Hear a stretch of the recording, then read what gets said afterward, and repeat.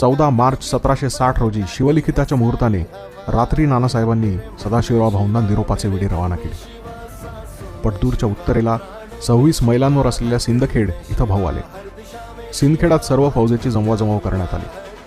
18 मार्च 1760 रोजी चैत्री पाडव्याच्या शुभमुहूर्तावर जिजाऊंचे माहेरघर आणि शिवरायांचे आजोळ असलेल्या सिंदखेड इथून मराठी फौजांनी उत्तरेकडे प्रयाण केले.